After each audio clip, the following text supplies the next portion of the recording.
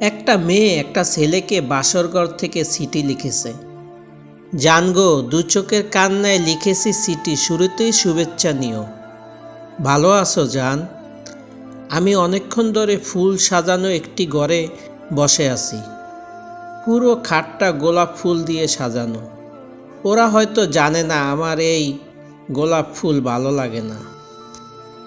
ঘরটাতে নিঃশব্দ একটি এসি চলছে। পুরো দম বন্ধ করা একটা পরিবেশ।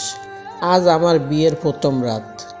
যার সাথে আমার বিয়ে হয়েছে সে আমার চেয়ে গুনে গুনে 18 বছরের বড়। খুব বড় লোক মনে হয়, কারণ বাড়ির অবস্থা দেখে বোঝা যাচ্ছে। আর আমাকেও প্রচুর টাকা খরচা করে সাজিয়েছে। পুরো শরীরে যেন আমার বাড়ি বাড়ি অলংকার। জানগো, তুমি ঠিক এই মুহূর্তে কোথায় আছো? নিশ্চয়ই তোমার বাড়ির ওই মোড়ে বসে আছো। আচ্ছা জান, তুমি খুব কষ্ট আছো। তোমার মনে আছে জান, এই রাতটা নিয়ে আমরা কত স্বপ্ন দেখেছিলাম, কত পরিকল্পনা করতাম এই রাতটা নিয়ে। তোমার মনে আছে? আমি কিন্তু বারবার বলতাম বেশি স্বপ্ন দেখো না, দেখবে পূরণ হবে না। আর ঠিক তখনই তুমি আমার ভালোবাসা নিয়ে প্রশ্ন তুলতে, বলতে তুমি আমাকে নিশ্চয়ই ভালোবাসো না। না হয় স্বপ্ন ভাঙার কথা বলতে না। তবে সব ঠিকঠাকই আছে। ওরা কিন্তু আমাকে তোমার মনের মতো করেই সাজিয়েছে। তুমি তো চেয়েছিলে এই দিনে আমার চাইতে সুন্দর আর কাউকে যেন না লাগে। সত্যি আমাকে আজ অনেক বেশি সুন্দর লাগছে। তুমি বলেছিলে আজকে রাতে আমার মুখটা দেখে কাটিয়ে দিবে, সাথে আমিও চেয়েছিলাম। তবে চাইলেই সব হয় না, বাস্তবতা যে বড় কঠিন। আমি বালিশের নিচে কুৎসিত প্যাকেট পেয়েছি, আর হয়তো কোনোদিন কোনো স্বপ্ন হাতছানি দেবে না।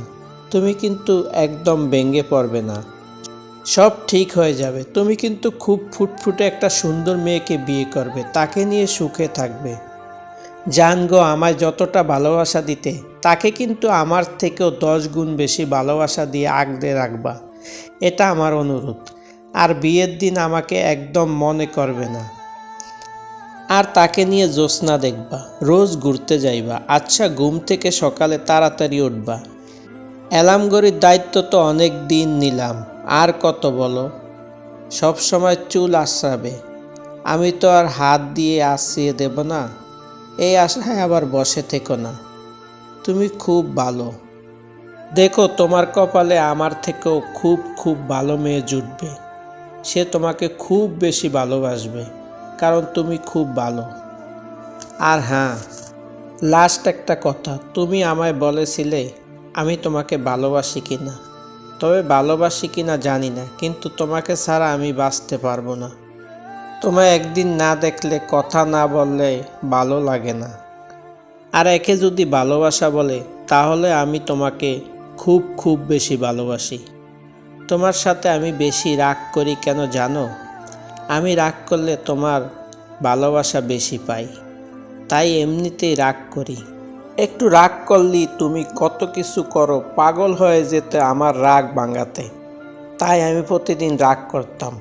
তোমাকে খুব খুব ভালোবাসি, তাই তোমার সাথে রাগ করি।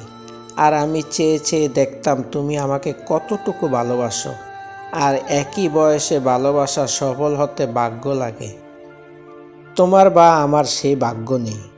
আমার জন্য চিন্তা করো না, নিজের খেয়াল রেখো। সব সময় কাজ ঠিক মতো করবে। হয়তো তোমার সাথে এই কথা আমার শেষ বলা। আমি তোমাকে ছাড়া অন্য কাউকে নিয়ে বাঁচতে পারবো না। এই জন্মে না পেলে অন্য জন্মে পাবো। পরিশেষে আমি একটা কথাই বলবো, আমি তোমাকেই ভালোবাসি আর বাসবো। আর সারা জীবন বাঁচতে চেয়েছি, কিন্তু পারিনি। এই কথাটি বলি আত্মহত্যা করে, কিন্তু আফসোস চিঠিটি ছেলের কাছে পৌঁছালো না। কারণ মেয়েটির বিয়ের খবর শুনি ছেলেটি আগেই মারা গেছে। স্যালুট জানাই এমন ভালোবাসাকে। বেঁচে থাকুক এমন ভালোবাসাগুলো। আর যারা এই ভিডিওটি পাবেন, তারা কখনো নিজের ছেলে মেয়েদের এই অবস্থা করবেন না। ভিডিওটি ভালো লেগে থাকলে অবশ্যই একটি লাইক দিয়ে শেয়ার করুন। আল্লাহ হাফেজ।